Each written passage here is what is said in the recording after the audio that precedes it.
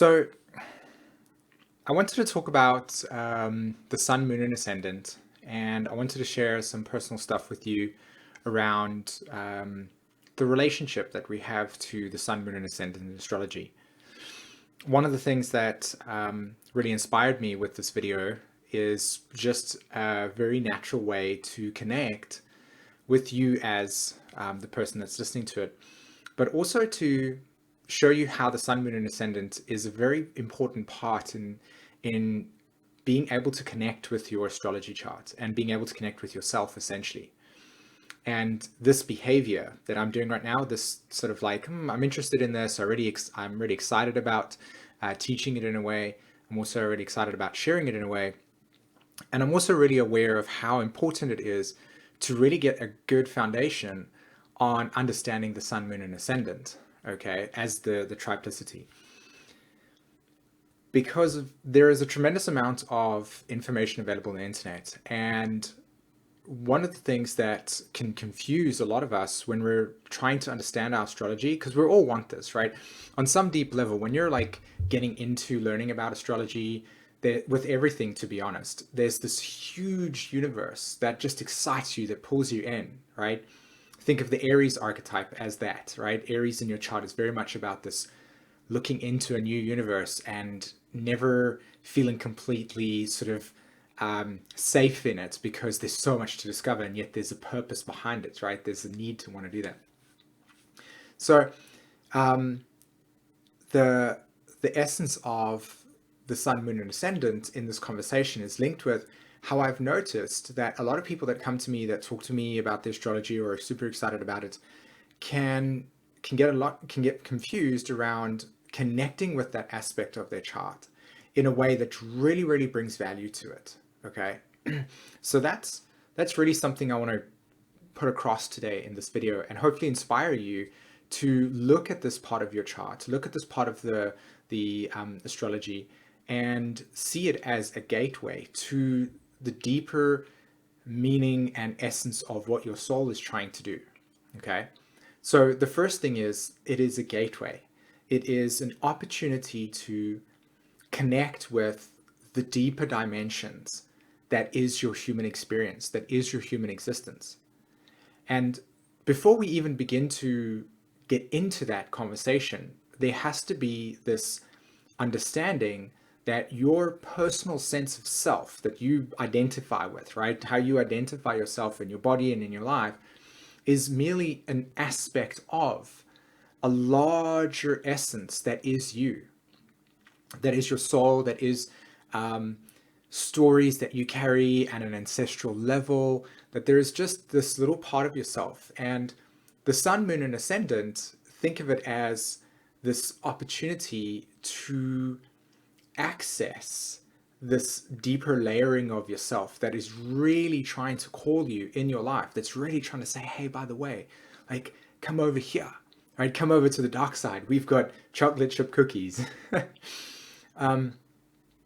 But it's really this gateway. And we get confused in the world because there's a lot of descriptions of moon. What is your moon sign, right? Every single one of us, when we first get into astrology, what do you learn first? Your sun sign, your ascendant, and your moon sign, because it's the most available, and that's because it's the gateway. So we all get into this. We're like, oh, I have a 4 degrees Aquarius, or I have a 9 degrees Gemini, right? Or my rising sign is Scorpio, as an example. And then we read descriptions, and then we start reflecting on ourselves. And then as we reflect on ourselves, the process of a deepening experience begins to occur. And so this is, you can all recognize that with inside of yourself. So I bet you, if you go onto the internet right now and you go into YouTube and you type in, what does your moon sign mean? Or what does your sun sign mean? You will have a boatload of information. But you go and type in, what does my Pluto mean?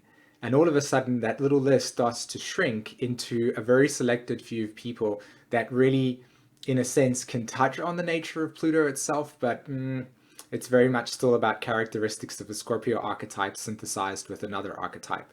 I mean, if you really want to look at it in a deep way, it's like somebody just talking about Scorpio, which is a Pluto essence, and let's say Pluto and Libra, and so they just synthesize it with Libra and say, this is what materializes.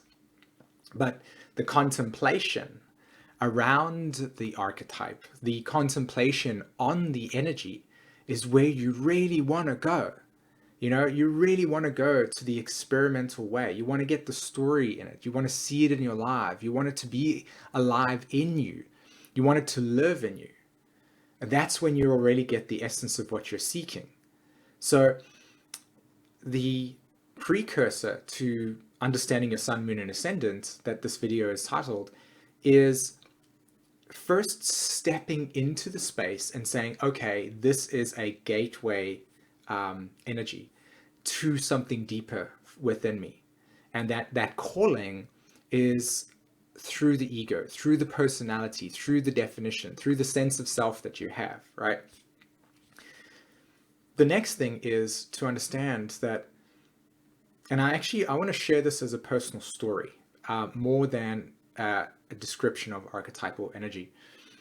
So for me, I've always considered myself this kind of like lost wandering soul that up until I pretty much had my Saturn return was in a sense wandering around trying to find an identity, trying to find my roots. And my soul carries a very strong signature around trying to find its roots. And those roots have also been a very big part of what the sun sign has represented to me in my astrology chart. Okay. So wandering around, trying to find direction, trying to find that direction and groundedness. And I found myself becoming a dad. And what was really interesting about the experience as I was reflecting upon it today was that, in a sense, a wandering soul, which is what we all are to a certain degree, are looking for a structure, looking for some boundary, looking for guiding principles, basically, that support our growth process.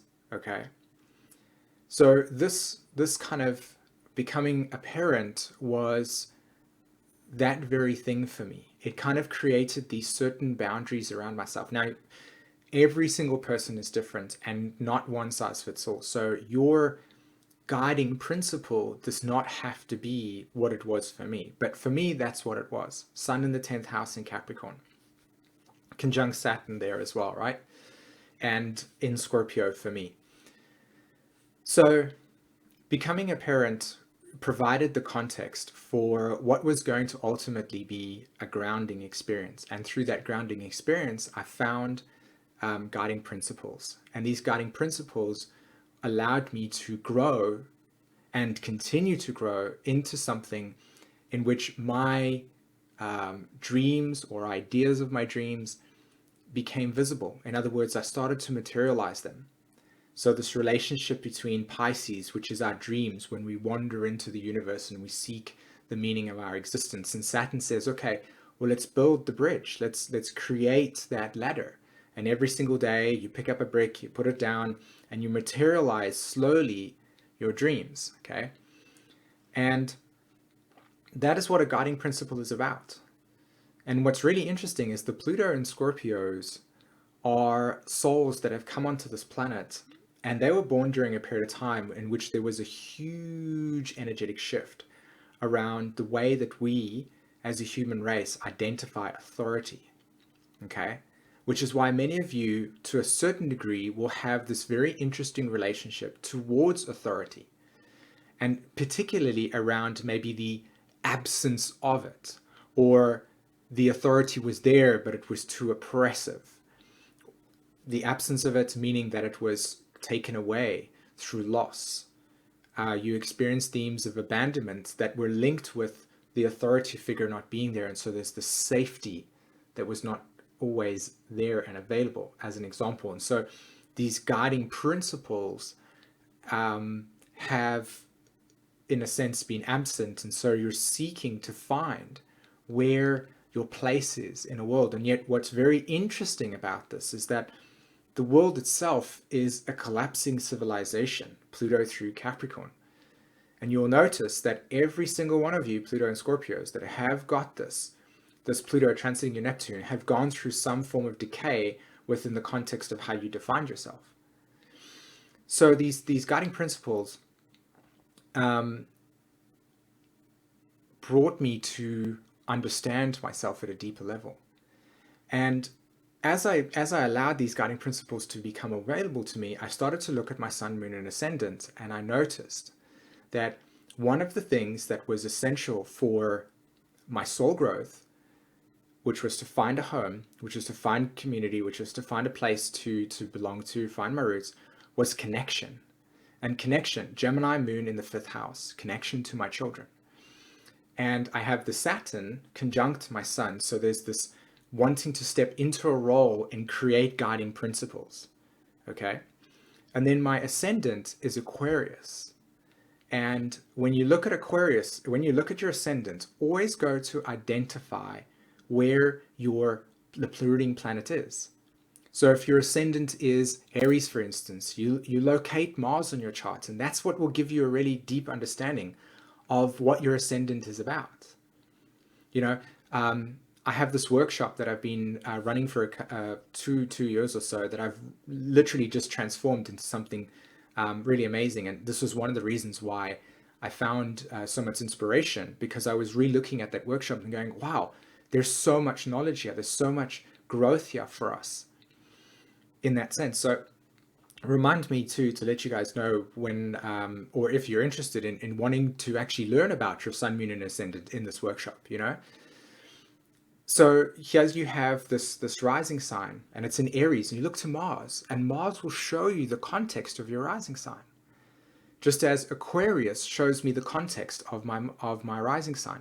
And I noticed when I studied Aquarius or Uranus in my chart, I started to notice that this theme of children and parental dynamic was rooted in a deep need to transform the way that we are parenting, the way that we are expressing the definitions, the way that we are defining definitions. I mean, even this video in itself is me showing up and say, I honestly think that 90% of our investigations in the sun, moon, and ascendant lead us to a certain point, and then the next message that comes after you learning about your sun, moon, and ascendant is something that's not related to astrology whatsoever. And it has to do with the fundamental truth about what life is, right? And that Uranus shows up in my chart and says, because my Uranus is in Sagittarius, it shows up and it says, radically transform the cultural beliefs through communication. The context of my children allowed me to get to the emotions and the groundedness so that I can then step out into a space, which is what I'm doing right now, and allow myself to share what it is that I feel so deeply and passionate about. Okay? And that gateway allowed me to understand this context. So what I want to inspire you today with this video is to look at your sun, moon, and ascendant through this lens, okay? Look at life and observe that everything that is in existence is growing. Everything in existence is growing, apart from objects that are, in a sense, doesn't have life in it. So like I'm currently looking right now, there's this frame that's over there. It's just a wooden frame. It has a purpose based on my interpretation of it, but in essence, it's not growing. But when you look at life, life is growing. And if you look very closely to life, you'll notice that it is about an awakening experience. It is an awakening experience. Something is awakening in you. Something is unfolding in you. Just as if you had to take your hand, for instance, or let's choose it this way, right? Fibonacci sequence. And as we open up, just like a flower does, it is awakening to its fullest potential. Okay? Now, there's a massive difference between looking at your world and identifying your purpose, sun, and your sense of identity, moon, and what is here to be arisen in you, rising sign, the sign that's on your first house, the discovery, the path of discovery. What are those three things got to do with life and the story that I'm telling you?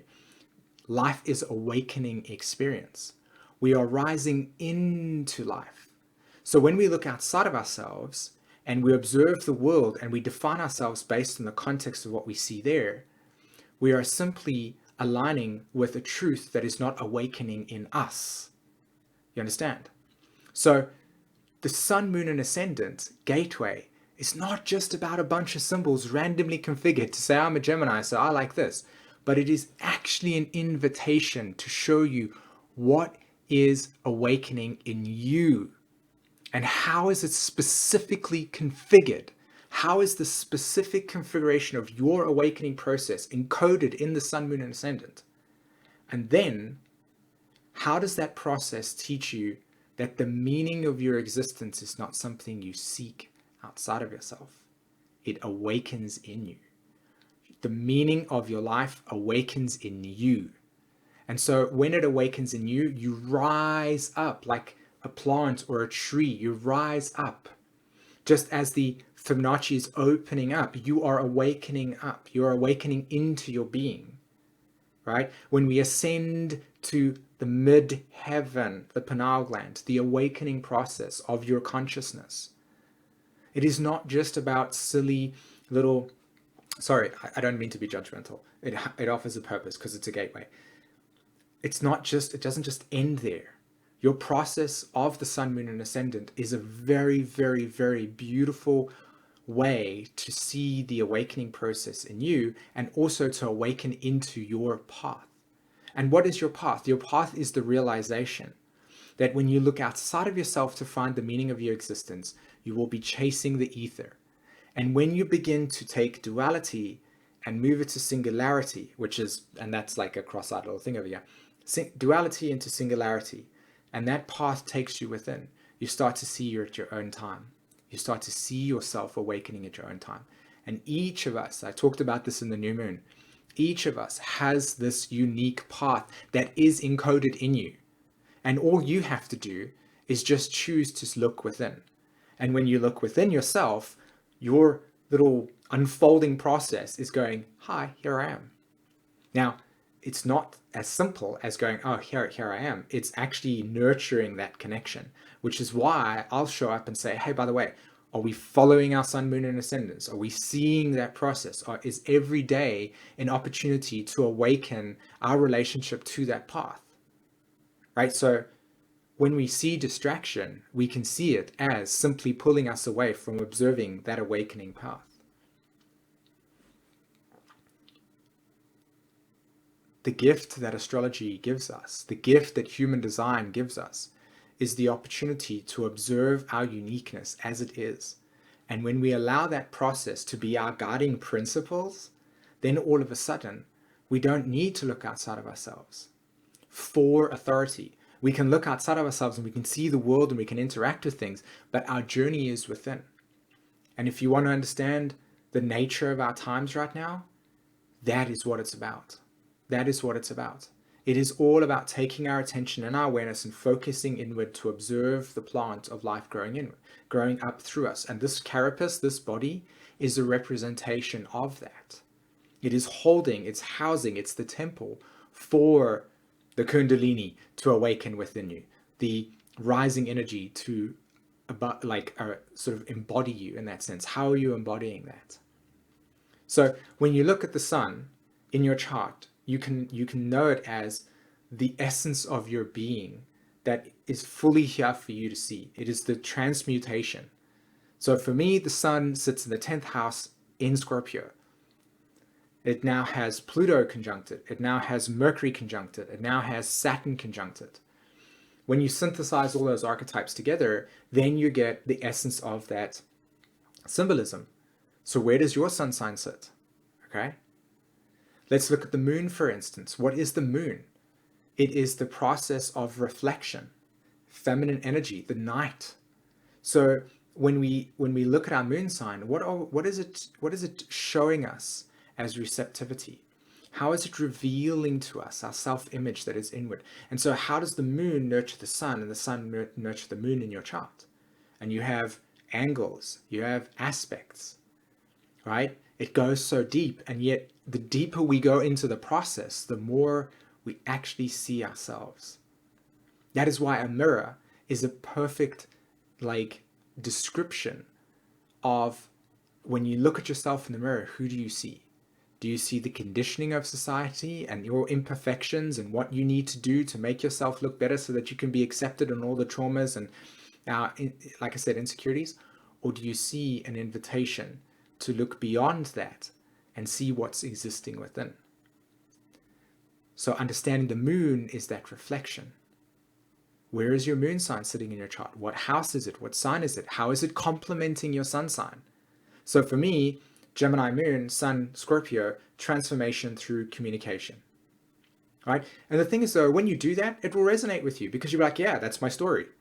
And then you look at the rising sign, and for me, it's about needing to decondition and transmute. So decondition is the Uranus archetype, right? The rising sign. I'm discovering my uniqueness in this way and communicating that uniqueness, communicating experiences of unexpected changes, expressing the uniqueness that is our existence, breaking down and chiseling the conditions and the limiting belief systems that we have, and then transforming our definitions by communicating what I love.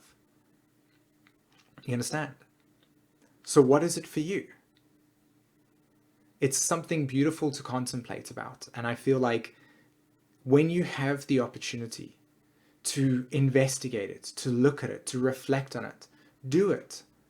Because the more you get into that space, the more you allow that discipline or that practice to really get committed with those sun, moon, and ascendant symbols and what they're trying to mean, etc., it will lead you, it will show you, it will reveal to you your awakening process. And no longer will you need to sit and go, okay, so who am I? Or do I need to go and discover myself outwardly? No, the astrology chart reflects it all back to you. It is the mirror. Your need is just to upgrade your consciousness to the point where you can see those things and you can allow those things to happen. Now, for me, I'm in a situation where I can say, here's this whole entire workshop that just created, which was the inspiration behind this. Let me teach you the technique so that you go out into the world and you not only apply it to yourself, but you actually got to apply it to your friends. And by applying it to your friends, you multiply and spread the ability to understand this, because the technique is really that simple.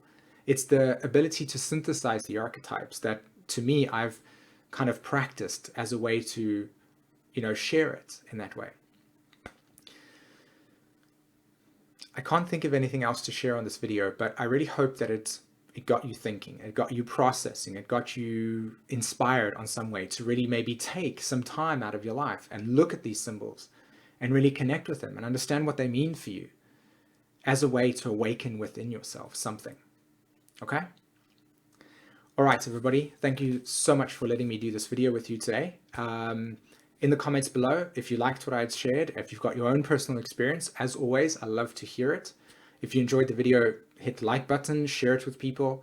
And if you're interested in a Sun, Moon, and Ascension workshop, which I've all created, then let me know and I will set some dates up and maybe we can hang together and I'll teach you the technique. And then I'll also show you how it works in your own personal chart as well. And maybe we can make it like a group thing. I don't know. Whatever it is that is interesting to you, let's see what we can do with this, okay? All right, peeps, have a wonderful day. Take care. Bye-bye.